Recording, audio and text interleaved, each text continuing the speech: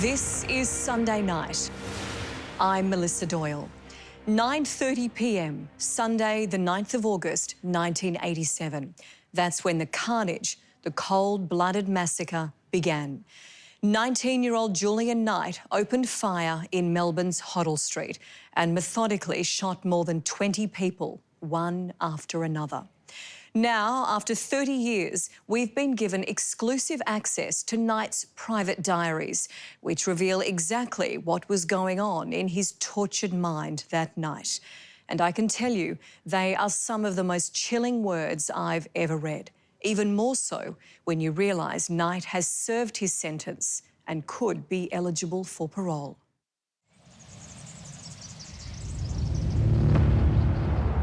Behind these walls, one of our best forensic psychologists is delving into the mind of one of our worst mass murderers. It's very rare for a mass murderer to create mayhem and then live to tell the tale. Got out and I stood up and let off what was left in the magazine. So in that sense, Knight's really a rarity. The killer is Julian Knight. His psychologist is Tim Watson-Munro. For 3 decades, Tim has been visiting the man responsible for the Huddle Street massacre, exploring the mind of a mass murderer. And unexpectedly, on the 30th anniversary of the shooting, Knight is revealing more than ever about what he was thinking and why he did it. G'day, how are you, Mel? Tim, how did you go? Pretty good. Yeah? Extraordinary interview. We've got a lot to talk about, I think.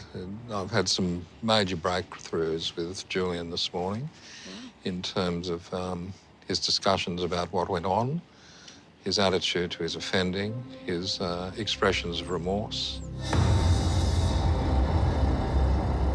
These were very evil deeds, but I don't believe Knight is the most evil person I've met. He was just, in my view at that time, a very mixed up, angry, late adolescent kid who'd committed the worst crime in Australian history. The angry 19-year-old became a mass murderer on a Sunday night in August 1987.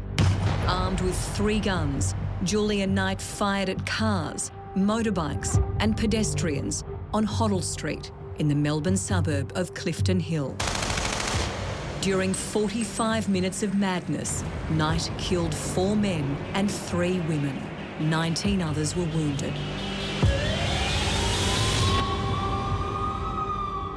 It's hard to think of what a real explanation or a proper explanation would be for these crimes. You know, except to say that you had a young, immature, really self-centered, selfish person who wanted to carry out his fantasy. And did so in a way that caused so much damage. It's really hard to explain. His behaviour was unquestionably insane, but he wasn't legally insane, and indeed he wasn't medically insane. He wasn't suffering a disease of the mind where he might have heard voices, for example, or had delusions, or might have been told by God or Allah or somebody to go out and do this and believed it. But answers to why Knight snapped can now be found in the words of the killer himself, letters from Knight, meticulously handwritten. These notes were written after I'd mentally gone over that night and psyched myself back into that frame of mind. They record his thoughts on life and provide a chilling account of what he was thinking as he opened fire on Huddle Street. Something snapped within him and he wanted to go to war, and he did very effectively. It's Knight's Manifesto of murder, which has never been made public until now. This one here is the most extraordinary document I think I've ever seen. It's a report that was sent to me by Julian outlining everything that's relevant in his life. Date of birth. His name, where he was born, his height, his weight, his religion. Issues I have strong opinions on. Apartheid, the armed forces, civil unrest. Sounds I like to hear. Gunfire, helicopters, explosions, people I dislike. Americans, Turks, Arabs, pretentious people, arrogant people, snobs, reporters, bullies, nagging women. Why would he feel the need to write all this down for you? He was being honest about what was going on at the time, and he had a clear memory of it. He was being a team player. He was giving us all that he could recall, and did he what? In what Knight describes as his initial report, he lists important dates and activities in his life, the schools he went to, his grades, taking up smoking at the age of 12, losing his virginity at 13. It's like a CV, isn't it? Yeah. Sporting interests. He liked shooting, hunting, driving, snooker reading, cinema cycling. Knight also wrote about the jobs he was interested in. His father was a captain in the army, and Knight planned to pursue a similar career. And then we go to occupations of interest. Army soldier, soldier mercenary, security guard, policeman, especially riot police. Knight joined the Army Cadets at school. On weekends, he served in the Army Reserve. Together we did various courses together in the Army Reserve. The most memorable of which was the Assault Troopers course, which is 2 weeks of learning all the weapons necessary for the role of Assault Trooper. Des MacArthur was in the Army Reserve with Knight. The two became mates. Because it's an armoured corps, we were learning anti-tank weapons and, you know, machine guns, rocket launchers, grenades, all that sort of thing. So what sort of an Army reservist was Julian? He was exemplary. Mind you, he did get into trouble. There was one night we were at the mess, and it was back in the days when they were advertising the Army Reserve, and they had the, I think it's the 1912 Overture, and someone was whistling it as they were walking past the depot, and he took that as a slight, and he's chased them down the street. And I don't know what happened, but when he came back, he had a blood nose. Was he a good marksman? Yes, he was a very good marksman. One time we were on the range, this was actually when we were in Melbourne High, we actually did range practice in affiliation with the regular army. Only 2 people got 20 out of 20, and that was Julian and myself. So yeah, he was a good marksman. They always used to say at the end of this course, you'll be trained killers. And they're teaching you to fire weapons that are designed to kill people. In January 1987, Julian Knight was accepted into the prestigious Royal Military College Duntroon in Canberra. His army career was underway. His entire focus of his life had been the military. As a child, he would reenact famous war battles with tin soldiers. He liked the structure of the military, and he could see that as a vehicle for a future as an officer. But that ambition was short-lived. Knight soon found himself the victim of a culture of rampant bullying at the military college. So he was persecuted from day one. And it's well documented that there's been bastardry and bullying at Duntroon for decades and decades. This was no different. Some of the things he had to do was crawl over furniture in the rooms with a plate of peanut butter sandwiches in his mouth to give to another officer. He was held down on another occasion and they shaved off his sideburns because they were seen as a sign of a working class boy, not a privileged boy. And eventually it got to him. 6 months after being accepted into Duntroon, Knight snapped. At this nightclub in Canberra, he pulled out a pocket knife and stabbed a senior cadet in the neck. To me, that's the act of a highly troubled individual. That could have been a murder. His career in the army was over before it began. When he was asked to leave, it would have really devastated him. He would have felt as though he had no life. Knight returned home to Melbourne, but not to the life he was expecting. He felt humiliated. He was facing serious criminal charges through a court-martial. His friends had abandoned him, many of them.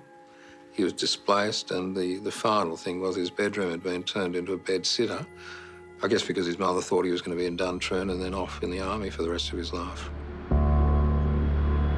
Soon after returning home, Knight learned his girlfriend had dumped him.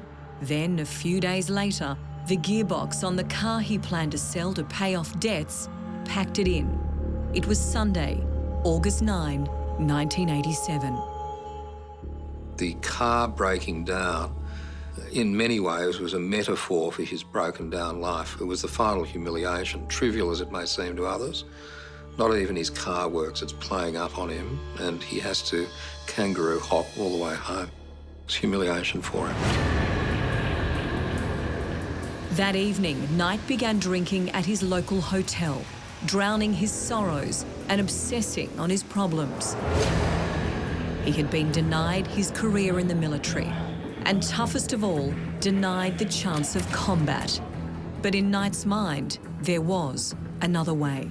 He was about to create his own battleground. Angry at life and the world, Julian Knight came home, raced upstairs, and from underneath his mother's bed, he grabbed his weapons: 2 semi-automatic rifles and a 12-gauge pump-action shotgun and more than 100 rounds of ammunition. At 9:30 p.m, he came out his front gates and headed towards Huddle Street, where he took his private war to the streets of Melbourne. Julian Knight was angry at his girlfriend for dumping him, humiliated by his expulsion from Duntroon, and frustrated that his car had broken down. The 19-year-old was about to wage war on Melbourne. There's going to be conflict. Everything's happening quickly. In Knight's handwritten manifesto, revealed here for the first time, he details what he was thinking as he entered his home to collect his guns. Opening front door. Mum watching TV. Get guns quietly, quickly. Don't raise alarm. Getting guns. Ammo. Hazy. Loading, loading, loading. Spare ammo in pockets. Quickly. Open door. Go, go, go. It was 9:30 p.m. Knight was armed with 2 semi-automatic rifles, a pump-action shotgun, and 100 rounds of ammunition. He claims to have saved 1 bullet to use on himself. In less than a minute, Knight arrived at Huddle Street and took aim at passing cars. Hesitation. Ambush now. Shoot, shoot, shoot. Don't stop. This is it. Yes. Invasion. Combat. Yes. Shooting quickly.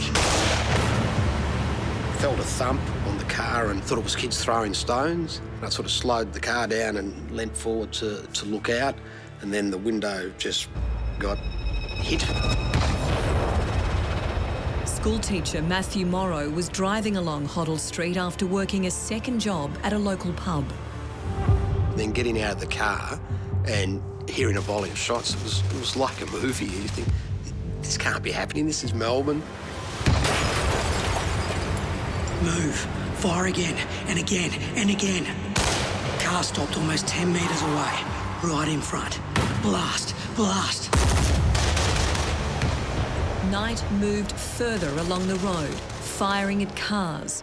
One of the bullets struck a 24-year-old university student. She stopped her car and stumbled onto the road. Another motorist went to her aid. Knight shot and killed them both.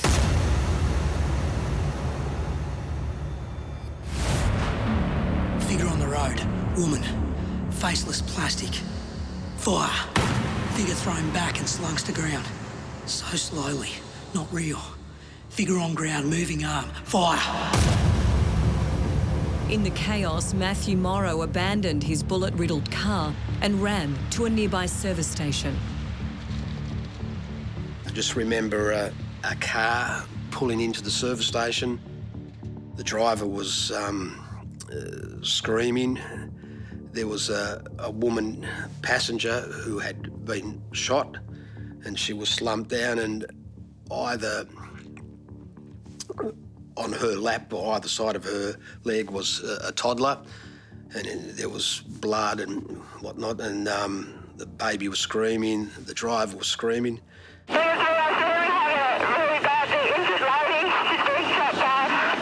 On Huddle Street, Knight was still firing at anything that moved.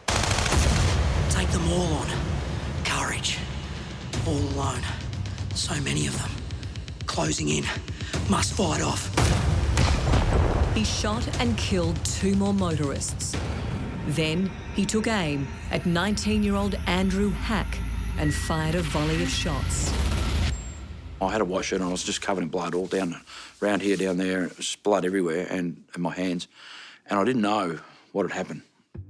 Andrew was hit 4 times. It was pretty scary stuff. I mean, I didn't have really much time to be frightened. I didn't know what was going on. Later on, when I got to hospital, I was really scared. Could hear the gunshots, and they were very, very loud. And they were one after the other. Like he just shot indiscriminately. Kylie Brown was 15 and lived in an apartment overlooking Huddle Street. We were terrified. That's why we turned the lights off and the TV off. We didn't want any light emanating from where we were crouched down watching, because we didn't know if he was able to turn the gun around and shoot at the house. Motorcycle. Figure. Rifle up. Fire. Rifle down. Slowly curves off to the right and crashes. Moan from figure. Groaning. Fire. Unsure. Fire. Dead. The targets were people, not vehicles. And once that commenced, it was inevitable it would continue until he was either killed, he killed himself, or he ran out of ammunition. It was a private war. As police closed in, Knight ran from Huddle Street onto a path near a creek. Running. So powerful. Swift. Other side of a bridge. Trick them. Crossing stream. Up bridge. Be careful. Slow. Quiet. He was spotted by a police helicopter. Searchlight sweeping trees now. Very close. Must have seen me. Gunship. Ammo only about 10 rounds. Need more searchlight on me. Fire, fire, fire. Felt like the floor of the helicopter jumped about 6 to 12 inches. It really felt like it jumped quite a deal. The helicopter was forced to make an emergency landing. Knight was now running towards his ex-girlfriend Renee's house, with police in pursuit. Renee waiting for me. Nearest cover in her lane. Car stops, skid, screech, lights flashing. Last shots, then final round. Fire, fire, fire. Thought save the last round for yourself. Empty. No. Gone. Pushed into bonnet. Heavy, angry, breathing, handcuffed. Kept thinking, pull the trigger. Go on, pull it. Awaiting death. Knight surrendered. His private war on the innocent had lasted 45 terrifying minutes. 7 people were dead, 19 wounded. Australia would never be the same. We all changed as a consequence. Australia was no longer a country that was remote from the horrors of the rest of the planet. We were part of it, up to our eyeballs. And you walked down towards the railway line with those 3 guns, all fully loaded. Is that true? The day after the Huddle Street massacre, Julian Knight took police on a guided tour of his mass murder. Just go on the exact route that you went last night. He's handcuffed and escorted by Senior Sergeant Brian McCarthy and Senior Constable Graham Kent. Just detail to me, if you can remember, what you did. Graham Kent is now a superintendent with Victoria Police. Did you have a clear view of these people? Yes. I think it's really compelling because it really shows a lot about him. Detached from emotion, detached from feeling, reflection. By no means detached from reality, though. Absolutely. It was real to him. Standing about here, Which direction were you firing in? Flying down that direction. Hours earlier, Knight had sat through a formal interview with the same two officers. His demeanour just as detached and matter-of-fact. Why did you suddenly decide to kill these people? I don't know. I don't know, maybe it was just one big fantasy. He was, in fact, very clinical in how he described what he did. And to him, they were just sort of combatants. I can't remember exactly, but I think it was here that I first propped. What did you do here? I think this is where I started shooting. Right. And were you standing or... Kneeling. Kneeling? In which direction were you shooting? In that direction. It's chilling, it's cold, it's dissociated, and you could be forgiven for thinking he has no remorse at all. And what were you shooting at? The passing cars. Julian Knight leads police down Huddle Street. The crime scene, untouched, cars still scattered. Where did you stop here anywhere? I propped there. Whereabouts? Kneeling at the edge of where the bushes start here. Yeah, and what did you do there? Continued firing. He was very explicit in the interviews, talking about wanting to be engaged in combat and wanting to kill, wanting to know what it was like to kill. The first one fell onto the road, and then the second one, I don't know where he came from, but I dropped him as well. Right. Now, did they appear to be dead when you... The one that fell back on the road wasn't. Wasn't. What happened then? I let off another 2 rounds. For what purpose? Finish her off. 24-year-old Vesna Markovska died a short time later. Psychologist Tim Watson-Munro, who began assessing Knight a week after the massacre, believes he actually enjoyed taking police around the crime scene. He's enjoying occupying centre stage, that this is his moment. The whole city is shut down, Huddle Street's cordoned off. I fired at 2 cars that went past, and then the motorcyclist. Was that the motorcycle there? Yes. Which way was he travelling? Towards the city. Yes, and did you hit the motorcyclist? Yes. Yeah. I hit him about here, and he swerved. Go on. And that's where he fell. Yes. And when he fell, can you describe what happened when he fell? Well, he was moaning in agony, and so I put another 2 rounds into him. What was the purpose in doing that? Finish him off. You mean to kill him? Yes. Yeah. Postal worker Shane Stanton was just 21. He is pointing out and describing how he shot that person and then put a couple of extra shots into them to finish them off. Very clinical. When I look back now, it's chilling. It's chilling to think that a 19-year-old could do that anyone could do that, really, in such a calculated and cold way. I heard the police car behind me, and it was travelling at some speed, so I turned into the alley here and propped here. And both police got out, and I stood up and let off what was left in the magazine. Why didn't he kill himself?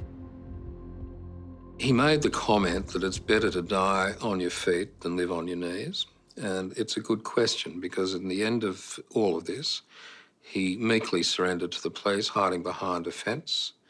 It was his last bullet. He said it was the one he'd saved for himself, but he didn't do it. I think that he survived because there's a lot of Julian that's very interested in Julian. And you can't read about yourself in the papers the next day if you're a cadaver down at the morgue. So I handed the rifle out like that, rested it on the ground and let it drop. And they were screaming at me to put my hands up and come out, which I did. Like that, I got about that high, and one of the policemen took a shot, so I ducked back down again. Police claim they never shot at Knight while he was unarmed. Tell me what he wanted to do that night? Do you think he wanted to do what he did? I really do think that he wanted to do what he did. I really do believe that he wanted to kill. I've got to be frank, I'm not sure why he chose to do it that night. I don't accept that there was any one trigger.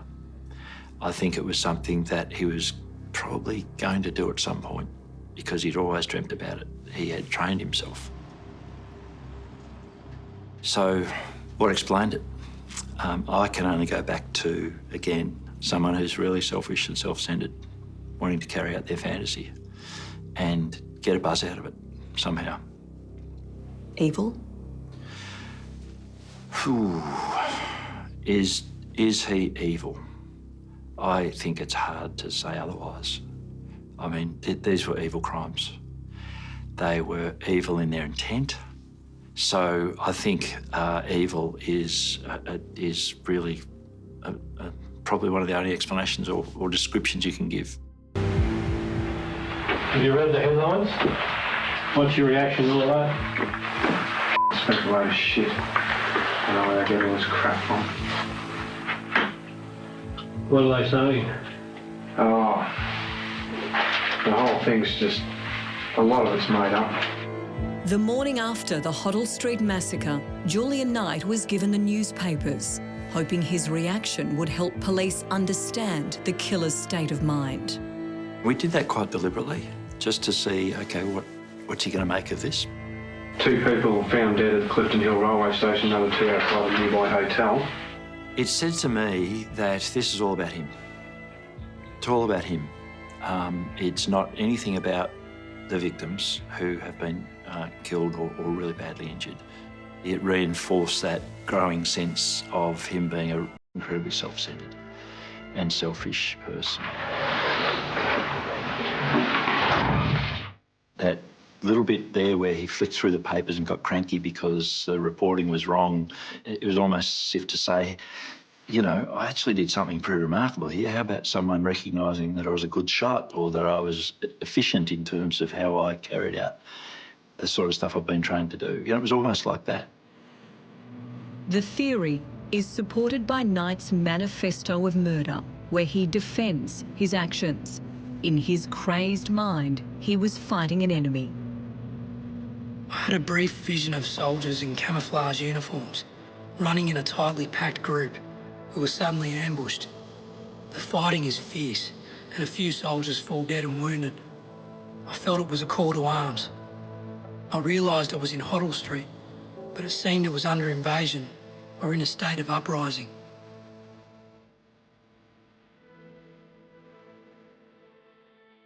"15 months after the events of Huddle Street, Julian Knight pled guilty to 7 counts of murder and 46 counts of attempted murder. The judge described it as one of the worst massacres in Australian history. He sentenced Knight to life in prison with a minimum term of 27 years, a non-parole period that expired 3 years ago. Throughout those decades in prison, Knight has been a troublesome attention seeker, constantly taking legal action over his living conditions and other petty grievances. He even sought compensation for the bullying at Duntroon. But Huddle Street survivors are determined he will never be set free. Some people say that he was young, he made a mistake. Yeah, he was young, he did make a mistake, but he killed people. He killed people who were innocently going about their lives. In my opinion, he has forfeited his right to live in society. So, he is where he should be. And for victims like Andrew Hack, time hasn't yet healed the physical and emotional wounds inflicted on that day. I have good and bad days, you know, and it shows. And I don't show it a lot, but I do talk about it a lot now than what I did in the first 2 years. I hated life. I hated myself. It was hard.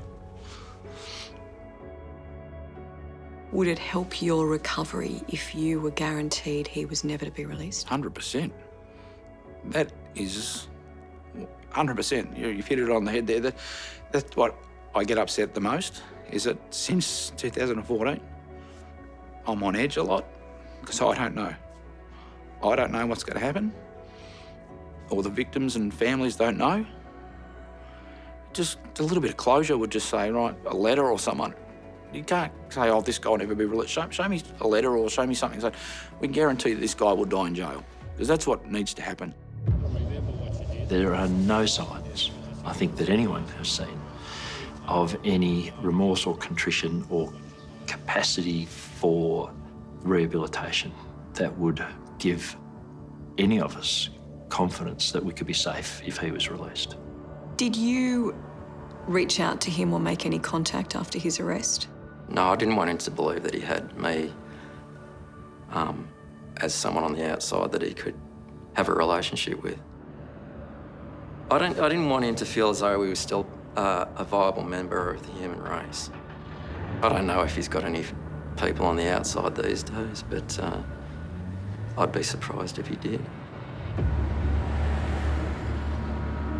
Apart from Knight's mother, psychologist Tim Watson-Munro is the only person who makes this drive to Victoria's Port Phillip prison to see him. I've spent a lot of time with him, 3 decades, not every day, but consistently so. And, you know, he's an interesting guy, he's humorous, he's well-read. If this had not occurred, he may have been something in the community. 30 years on, there remain important questions Australia wants answered. Why did he do it? Is he sorry? And should he ever get out? Questions that today Tim is putting to Julian Knight. The conversation lasts several hours. Is he sorry? Does he have any sense of remorse? He's expressed profound remorse today, and in support of that, he said that he was very sorry at the time of the committal. He broke down in tears when he heard about what the victims had gone through. He's reflected upon it, he says, on a daily basis for nearly 30 years now. And I put it to him again, fairly forcefully, "You're sorry? You've got any idea about the victims and what they've been through?" And he strongly empathises with that. And that's the first time, if I could add, that he's actually spoken in those terms to me. You've known this man for 30 years. Do you think he's changed today? I saw a side of him today that I've not seen over 30 years. I've sensed it's there, but I saw it today. Julian Knight is now 49. In all likelihood, he will die in prison, which is the one thing in the final moments before his capture he dreaded the most. Disappointed. Defeated. POW. Starting to fear they won't kill me. Should have died. Captured alive. No. No. No.